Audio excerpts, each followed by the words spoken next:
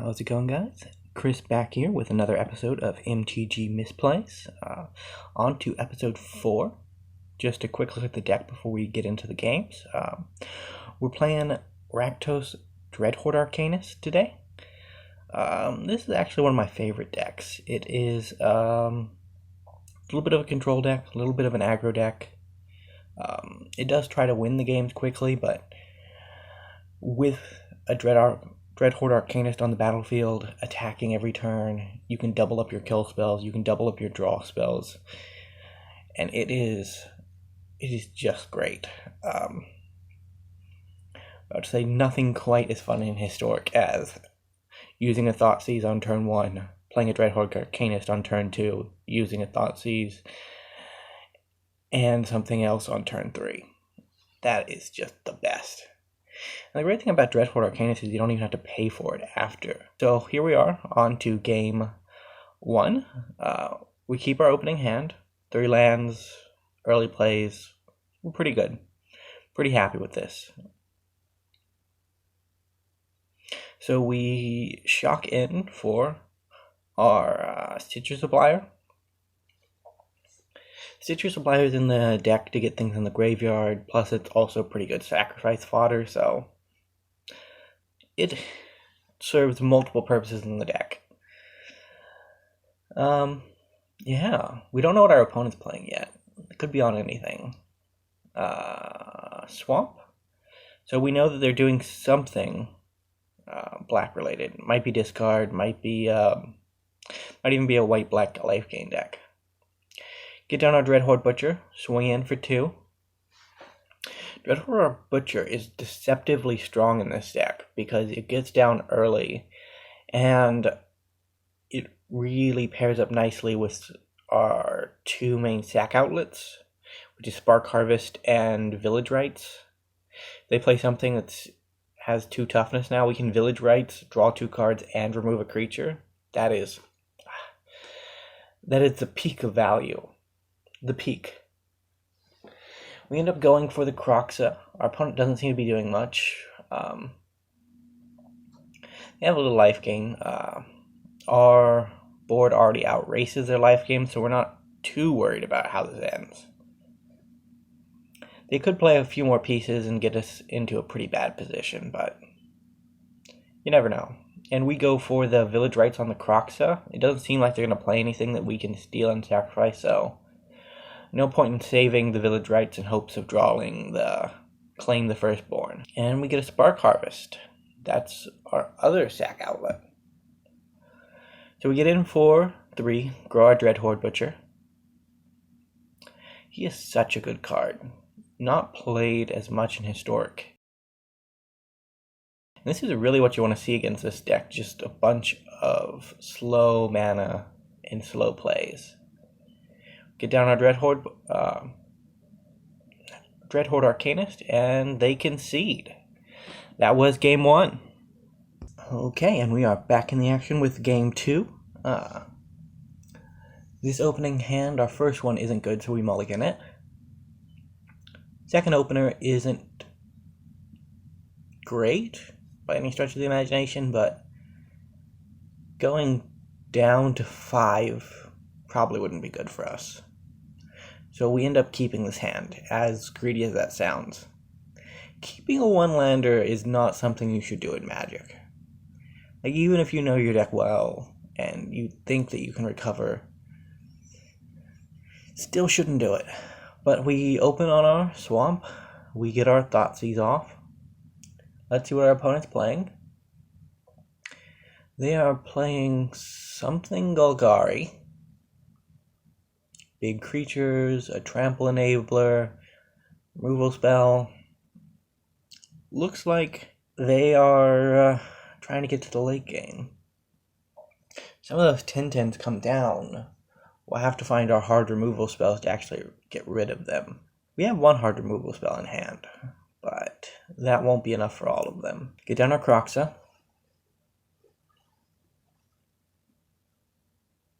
Kroxa is deceptively powerful. And I mean, that's one thing to say, but it is the other half of the the Titan cycle that was Uro. And the 3 damage, while it may not seem like enough and it may seem a little too optional, it can get a lot of work done in the right setup. Which is what we're going to try to do here, by just claiming Kroxa a bunch of times to get cards out of their hands. Now this deck is actually really good at card advantage because it has a lot of incidental card advantage through having spells that work in the graveyard, like Claim to Fame, Kroxa, and it also has Lurrus in the sideboard, which makes our graveyard another hand for us. So we, even though it looks like we're low on resources, we're not actually that far. We're actually probably ahead of our opponent on resources.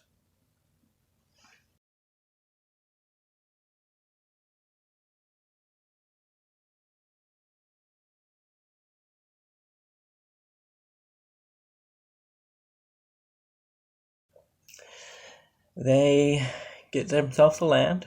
We get a Claim the Firstborn. Not going to be very useful in this matchup, so we just get our Lurrus out of our sideboard. Fable Passage comes down.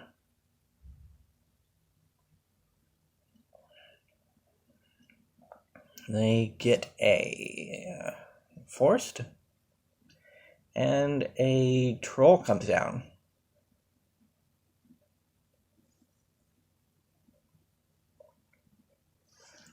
This card really seemed like it was going to do something when Throne of Eldraine came out, and you don't see it around much.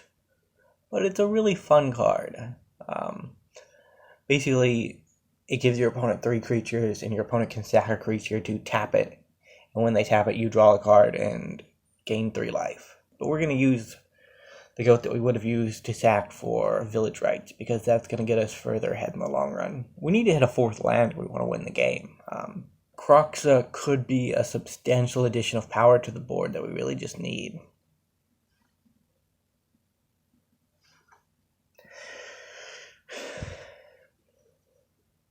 But to say getting the optimal line against this deck is going to be the problem. And I know I sound a little more try-hardy than usual, but it's one of those things where when you're playing a deck that you really do enjoy, you want to make it look good, even if it's not always the best. And I mean, Dreadhorde Arcanist decks in Historic are pretty good. They're by no means jank, but at the same time, I do love this deck, and I do want to see it do well. So we get our land for Kroxa.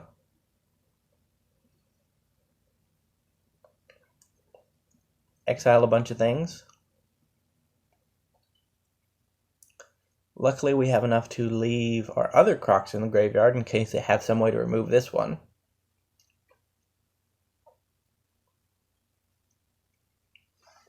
But looking back on it, when Theros Beyond Death released, we all kind of knew that the Titans were going to be pretty good. But these days, people probably wonder if they were a mistake, because while Kroxa may not put off the vibe of being a mistake, it's pretty fair compared to the other one. I think Uro's just tainted the whole kettle with the Titans and the escape mechanic and that kind of thing. I kind of hope we see escape more in the future, because there are a lot of fun escape cards. No clue what our opponent's up to, but they seem to be thinking over their options.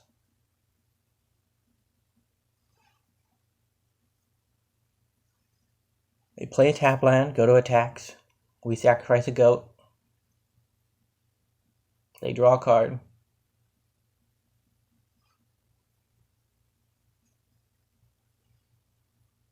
They put down their standard Throne of Eldraine Bog 9/9.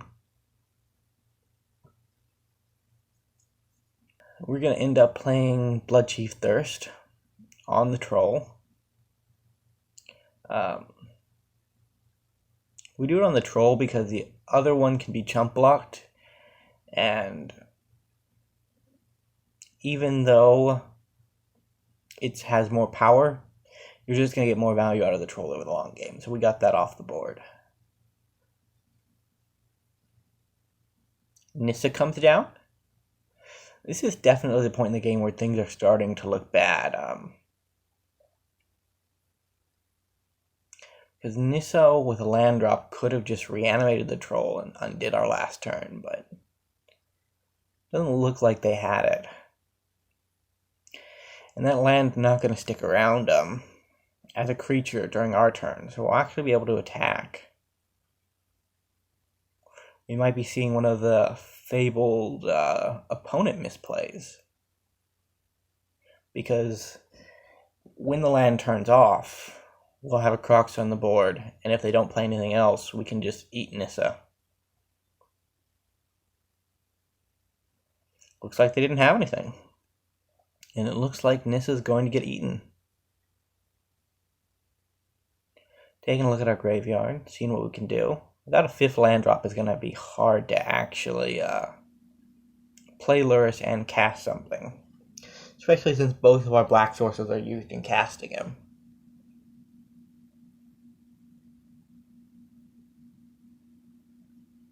But we end up using our Claim the Firstborn on Lurrus.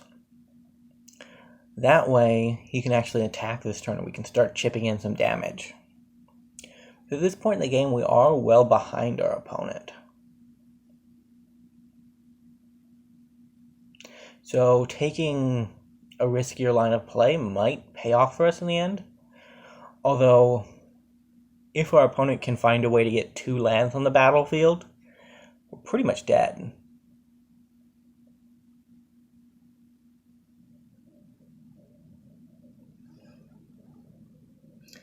Because 2 lands would grow their Beanstalk Giant into an 11/11, which is exactly our life total.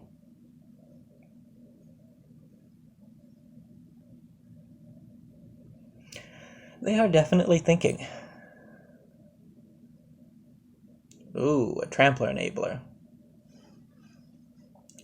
That turns Beanstalk Giant into a legitimate threat, which was definitely something that we did not want to see happen, but there it is.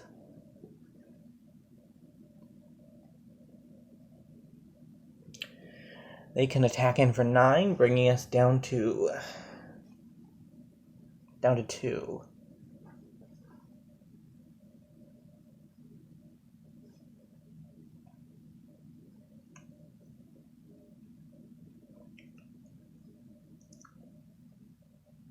We drew a pretty good card.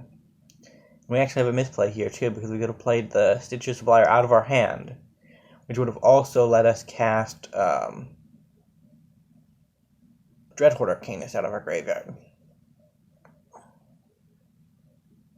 But our deck's not solely built around Dreadhorde Arcanist, so we can just get away with games like this where we're playing Lurrus, we're playing Croxa, and that will eventually stumble its way into a win. But I guess we're going to go for the Claim the Firstborn here, get in more damage. This will bring our life total up to 5, so that we don't actually die to an Elvish Visionary hit.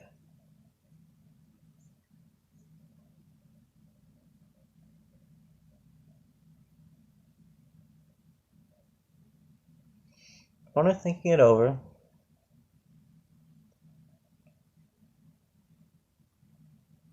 they end up doing their discard down to 5 life. Let's see what they have in store. Another Beanstalk Giant.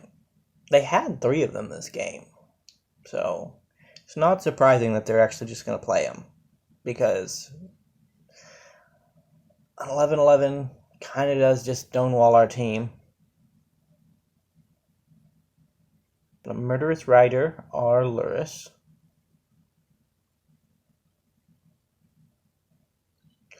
But it looks like they're dead here. They have 1 card in hand. We can attack. That'll get rid of the card, and then we can play our other Croxa from the bin. But it looks like the card they had in land with a hand. Game 3.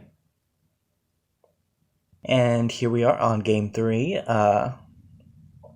We are looking really good this league. well, not this league, this little challenge set, because we have 2 wins out of our 3 games. That means that we'll end up with, at very minimum, a 2-1 as far as our challenge goes. But if we win this game, we'll have the second 3-0 of the series, which will be fantastic. We'll be able to say that not only did we pilot one of our favorite decks with some level of skill, we also actually managed to just eke out a few wins.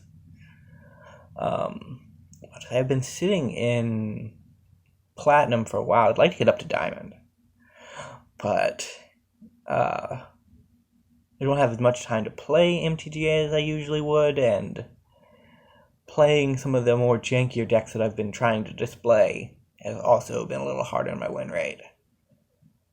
But we get down an early Croxa. That's always a good sign. Like I said, Croxa can be an absolute workhorse in this deck. We're using it early to get some information. We could have waited a turn to get the village right sacks. We get our young Pyromancer down. We claim the firstborn it, so that way it gains haste. Swing in for 2. Get the first damage on the board.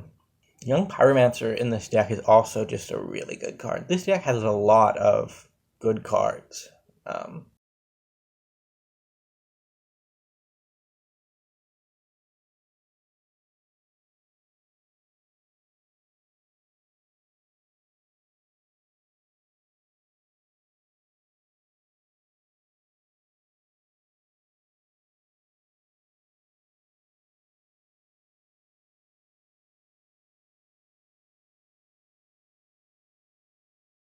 So we play our Swamp for turn,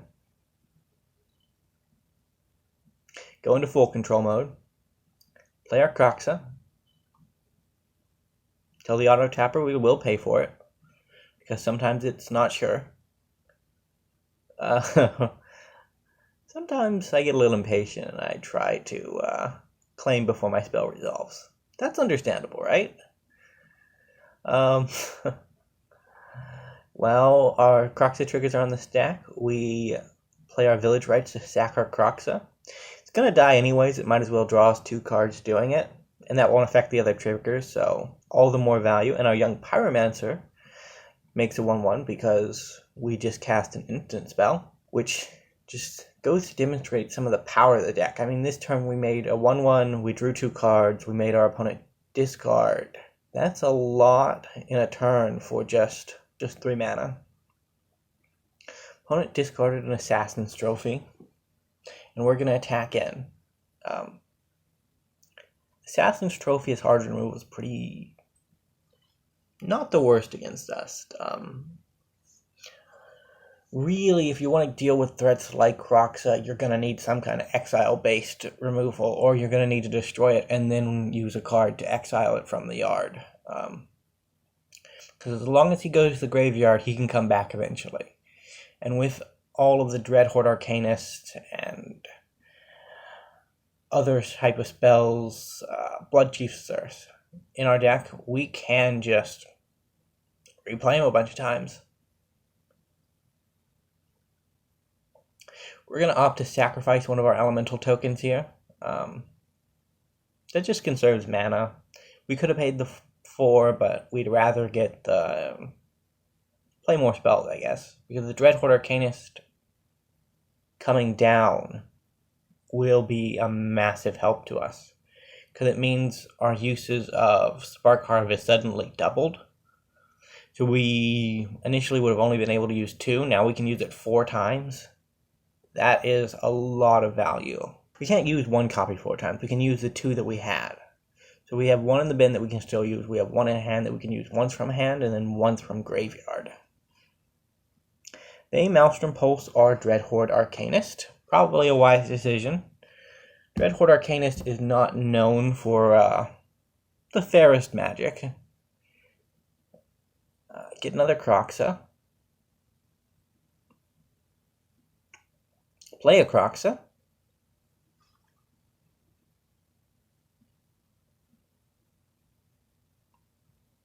Luckily for us, the Dreadhorde dying does serve a purpose. As morbid as that sounds, you know, we like our zombie wizards, but if they can be useful in resurrecting our giants, that's all the better. They are getting low on cards in hand.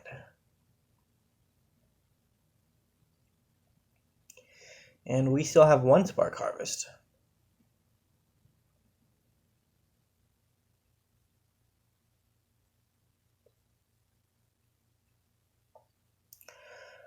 Young Pyromancer does what he does best, making our sacrifice spells basically free. Swing in for 3. Opponent's down to 9. And a board wipe. Pretty much ends our fun for the moment. Hey, look at that. We drew another Croxa. This turn we just opt to put out our Luris. They can draw a removal spell. We can just win the game.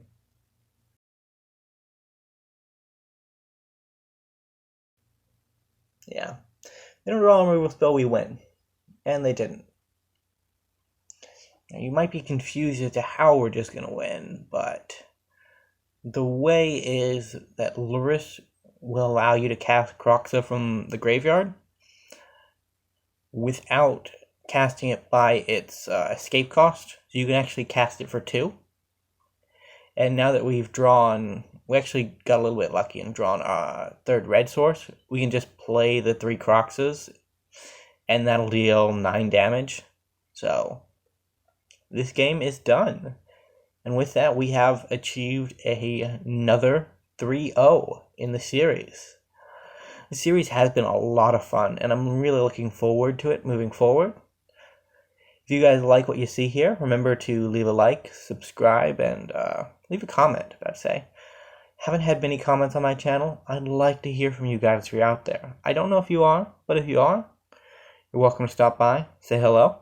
I might be able to see it and respond. I'm a little forgetful, so I may not. And here we have our win. Good stalling. Good stalling. And we have overcome green-black. Okay. Goodbye for now, guys.